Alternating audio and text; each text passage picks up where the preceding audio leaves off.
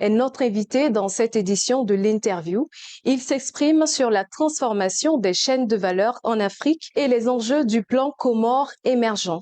Son Excellence Azali Assoumani, merci d'avoir accepté notre invitation. C'est moi qui vous remercie. Merci beaucoup à vous. Vous avez pris part à la conférence portant sur l'accélération de la transformation économique en Afrique lors de l'édition 2023 du Forum Africa Investment Forum. Quel regard portez-vous sur le développement des investissements en Afrique face à la conjoncture mondiale actuelle? Permettez-moi de remercier le roi Mohamed VI et le gouvernement, le peuple marocain pour toutes les dispositions qu'ils ont prises pour faciliter le travail qu'on a fait aujourd'hui, qui va continuer. Donc, on le remercie infiniment. Bon, c'est pas la première fois. On sait que le Maroc, c'est un grand pilier de l'Afrique. Donc, le Mohamed VI, il a hérité, il a son d'affaires autant. Donc, nous tenons très sincèrement à remercier. En 2018, nous avons tenu un sommet de l'Union africaine au Niger, dont on a parlé de l'industrialisation de l'Afrique. Donc, je pense que ce sommet vient en point nommé par rapport à la continuité. Parce qu'effectivement, c'était en 2018, on en a parlé, mais Covid s'est invité, il a tout plombé. Et je pense que c'est le moment effectivement de relancer cette problématique de la transformation, les chaînes de valeur. Donc, on en a tellement parlé, puisque tout le monde en est convaincu, même nos détracteurs, même nos anciens, on ne peut pas appeler colons, bon, nos anciens colons, que l'Afrique dispose de potentialités extraordinaires dans tous les domaines et que tout le monde a gagné à ce que l'industrialisation se fait en Afrique avant d'exporter les produits. Donc, cette transformation des chaînes de valeur, ça veut dire quoi? C'est essentiellement, sans être économiste, c'est que l'industriel, l'opérateur économique européen, asiatique, qui vient investir en Afrique. Donc, effectivement, on a une valeur ajoutée. Lui, qu'est-ce qu'il a gagné? Il a gagné parce que il trouve les produits sur place et nous, on fait au mieux pour qu'il y ait une main-d'œuvre qualifiée qui va leur coûter moins cher. Donc, le produit qu'il va faire ici en Afrique, avec nous, tout le monde a gagné. Lui, il gagne parce que si on exporte en Europe, on connaît la main-d'œuvre, comment et tous les trucs qui se posent dans la transformation. Eux, ils ont à gagner parce qu'en Afrique, on va faire en sorte qu'effectivement, qu'il y ait des coûts quand même très raisonnables avec ces main-d'œuvre. Et là, le produit fini qui va être exporté, tout le monde va en gagner. Et là aussi, en Afrique, maintenant, nous avons un marché à consommer. C'est-à-dire, avant d'exporter, on va consommer. Parce qu'on est 1,2 milliard. D'ici 2050, on sera 2 milliards.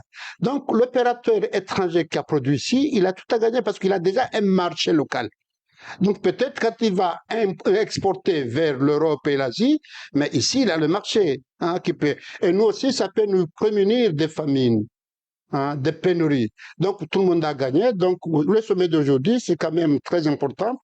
Donc, on en a parlé. Bon, on était à Kenya, mais là, on parlait aussi de climat. Mais c'est dans le même domaine parce que le climat, il y a des investissements à faire en matière d'énergie en Afrique, de l'énergie renouvelable. Donc, ça rentre dans ce domaine de la chaîne de valeur. Donc, on a bien parlé aussi. Je remercie la BAD pour son investissement, surtout le directeur Adesina qui fait un travail remarquable de ce côté-là. Donc, on a bien discuté que la BAD, qui a été primée comme parmi les meilleures banques du monde, c'est la fierté de l'Afrique et que la BAD aussi a démontré qu'elle est prête à accompagner l'Afrique dans ce cadre d'investissement et dans ces objectifs que nous avons fixés dessus 2063. Donc, la BAD est prête à nous accompagner. De ce côté-là, on remercie beaucoup. On va insister encore sur la transformation industrielle de l'Afrique. L'agenda 2063 de l'Union africaine vise à accélérer l'industrialisation de l'Afrique dans le but d'accroître la part du continent dans la valeur ajoutée manufacturière mondiale d'environ 1,5% actuellement à 7% d'ici 2030. Comment accélérer la transformation industrielle de l'Afrique? On en revient. Et que peut tirer comme profit les communautés locales et l'environnement? Bon, d'abord, de ce côté-là, vous avez parfaitement raison. On doit accélérer ça. Il y a un problème, effectivement, qui se pose, qui est réel. C'est le problème géopolitique, l'insécurité, l'extrémisme, le terrorisme et même les changements anticonstitutionnels. Mais ceci dit, on ne va pas arrêter de travailler en attendant que résoudre le problème. Donc, ça veut dire que nous avons deux fronts. Sur le front de lutter contre ces méfaits qui peuvent nuire à l'industrialisation et comment convaincre ces industriels de venir pour essayer d'accélérer le processus. Donc, effectivement, on n'a plus tellement de retard, comme on a dit. Donc, on a fait cet objectif d'ici 2063, 2030, 2063, des étapes à franchir. Donc, les objectifs, bon, je pense que le moment viendra à ce qu'on fasse le bilan, mais je pense que le fait que tous les autorités, en fait, les chefs africains, les leaders africains sont engagés d'une façon réelle, et que chacun a accepté qu'il doit mener un peu sa part de responsabilité pour aller de l'avant. Et surtout aussi, cette nouvelle donne de la ZLCAF qui a été mise en place, c'est encore un instrument majeur pour faciliter ce problème de chaîne de valeur. Donc je pense que ce qu'on constate dans l'engouement et dans l'investissement de tous les chefs africains, mais maintenant c'est à nous de leur amener, de leur encourager à aller de l'avant. Moi, en tant que président de l'Union africaine, effectivement, ces gens-là, je tourne pour essayer de convaincre les gens de comprendre que c'est une réalité intrinsèque. On n'a pas le choix parce que, bon, nos ancêtres, ils ont clamé l'autonomie politique de l'Afrique. Bon, on a vu ce qui s'est passé. Mais je pense qu'aujourd'hui, si on va faire cette autonomie financière de l'Afrique économique, l'autonomie politique viendra. Parce que l'économie nous rassemble tous. Exactement. Donc, il nous rassemble. Donc, mais surtout maintenant, quand on est voisin, là, on a parlé effectivement de problèmes d'investissement, problèmes de connexion. Ça veut dire maintenant, on est unis ensemble. Donc, si aujourd'hui, l'intérêt économique, socio-économique de tout le monde, on sent qu'on le partage, ça va résoudre les problèmes politiques. Bon, effectivement, il y aura tout le monde dedans de ci. Mais je crois qu'en ce temps-là, le problème, il sera un peu moins difficile à gérer plutôt que maintenant, parce que maintenant, les gens qui crient au problème sécurité, tout ça, bon, parce qu'ils n'ont rien à manger, ils n'ont pas mangé quelque chose, ils ont faim. Mais si on arrive à satisfaire le minimum vital de la population, ce problème de sécurité, on peut les gérer. Donc, cette accréditation, c'est une réalité. Donc, on va à ce sommet. Je pense que ce qu'on a vécu aujourd'hui, ces investisseurs qui sont prononcés pour venir, maintenant, c'est à nous de les rassurer.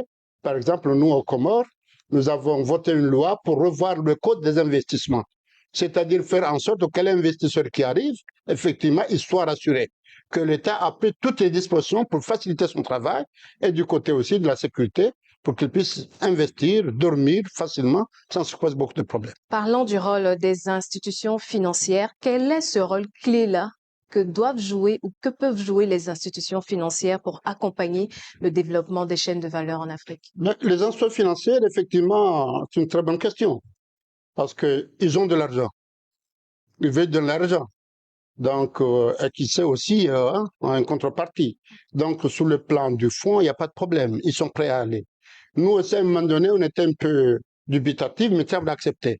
Maintenant, comme je l'ai dit tout à l'heure, il y a un problème que nous, on ne maîtrise pas ou qu'on n'essaie pas de nous prévenir sur le mécanisme du décaissement. C'est-à-dire, un investisseur arrive dans un pays, il dit, voilà, je vais financer à hauteur de combien de millions? Mais on n'a jamais posé la question, le mécanisme de décaissement. Lorsqu'on signe le projet, ça va durer 4 ans, 5 ans, mais il y a un mécanisme qui ne s'adapte pas à l'environnement, au contexte environnemental, qui fait qu'effectivement, un projet qui a signé pour 5 ans, on passe les 4 ans sans pouvoir débloquer le député. Et c'est pourquoi, avec ces investisseurs, avec ces banques, on doit se mettre d'accord de voir comment, avec la mutation qui va maintenant, comment adapter au système actuel pour que le décaissement puisse être facile et facilité, qu'on puisse aller là-bas et qu'on aille aux résultats escomptés par rapport à ces projets et surtout l'engouement qu'on a donné à la population, qu'ils ne soient pas déçus. Concernant le Comore, quel regard portez-vous sur les investissements étrangers par rapport au plan Comore émergent? Tout à l'heure, avec une société qui est basée au Kenya, je vais dire que j'étais un peu jaloux. Parce qu'au Kenya et Comores, c'est moins de 2 heures de temps, et que nous, effectivement, on manque d'investisseurs, alors qu'on a des potentialités. C'est vrai, en matière de surface, donc la surface est réduite, mais on a quand même des opportunités qui fassent en sorte que les investisseurs qui s'investissent au Comores, il y a des domaines qu'on a définis, ne seront pas déçus, et ça, les domaines qui sont définis par le plan commun émergent qu'on a défini d'ici 2030. Donc, on a défini des projets phares, des projets structurants, et là, on est en train de vendre ces projets au niveau des investisseurs au niveau des banques, au niveau des opérateurs pour venir investir à Moroni. Donc, effectivement, au Kenya, Tanzanie, c'est des pays voisins. Il y a des investisseurs, des opérateurs économiques là-bas. C'est à nous d'aller les convaincre pour venir effectivement investir à Moroni. Donc là, on fait cet effort-là.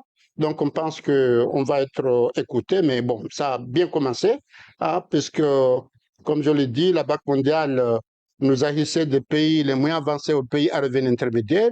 Bon, pour nous, c'est un encouragement. Nous avons signé un projet avec le Fonds monétaire international, un FEC. C'est encore un encouragement. Donc, ça peut encourager les autres partenaires pour voir que c'est un pays qui est dans la bonne voie. Il y a beaucoup à faire, de toute façon, hein, sans prétention aucune. On n'est pas encore arrivé. Mais ça prouve qu'aujourd'hui, la confiance que la Banque mondiale, le FMI nous a donnée, ça prouve que nous, on a une gestion qui peut maintenant de faire confiance aux opérateurs pour venir. Donc, que ce soit l'agriculture, que ce soit la pêche, que ce soit le tourisme, que ce soit les énergies renouvelables. Le soleil, on a le soleil. On a la géothermie. Donc, on a tout un tas de potentialités. Bon, on dit qu'il y a des processus qui se font pour le pétrole et le gaz, mais ça, on va en parler après. Parce qu'on est dans la transition énergétique. Maintenant, le problème qui se pose maintenant, c'est les énergies renouvelables. Et ni très sincèrement, les potentialités que nous avons. Non seulement on est à même de satisfaire aux besoins comoriens, mais pourquoi ne pas exporter à nos pays voisins? Ça, c'est du possible. En tant que président en exercice de l'Union africaine, quel bilan faites-vous à ce stade de votre mandat? L'objectif principal, c'était l'accélération de la ZLACAF par rapport à ce qu'on fait maintenant sur le plan socio-économique et industriel.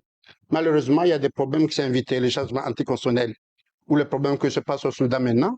C'est des problèmes de sécurité dont on parle qui peuvent nuire à ses ambitions d'aller vers l'avant. Et surtout un pays comme le Soudan, un grand pays qui a 7 ou 8 pays limitrophes. Donc effectivement, c'est un pays qui doit trouver la paix et la sécurité, mais aussi les pays où il y a eu malheureusement les changements anticonstitutionnels. En tout cas, on est là-dessus, on discute pour moi trouver une solution à ces problèmes-là. Bon, par rapport au bilan, maintenant, je suis en train de faire le tour, surtout sur ce problème des RECAF, le climat. Donc, partout, il y a les sommets, j'y participe. Sur le climat, on a tenu un sommet à Moroni, ministériel, avec une déclaration de Moroni qui a servi aussi dans le travail qu'on a fait à Nairobi, auquel l'Afrique s'est mise d'accord qu'à la COP28 à Dubaï, on doit parler le même langage concernant le climat. Donc, c'est le problème du climat, l'industrialisation et la sécurité. Ce sont ces problèmes, effectivement, qui nous préoccupent. Donc, on fait de notre mieux. Donc, le moment viendra de faire le bilan tout en espérant que, bon, il y aura une continuité. Celui qui va me remplacer, bon, il va essayer de continuer. En tout cas, nous, on sera avec lui pour aller de l'avant à ce que ce qu'on clame pour faire que les opérateurs viennent en Afrique, qu'ils ne soient pas déçus.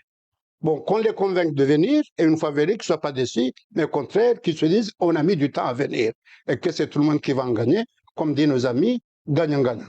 Son Excellence Azali Assoumani, président de l'Union des Comores et président en exercice de l'Union africaine, merci d'avoir été l'invité d'Africa 24. Merci beaucoup, madame. Merci à toutes et à tous de nous avoir suivis. L'information continue sur Africa 24.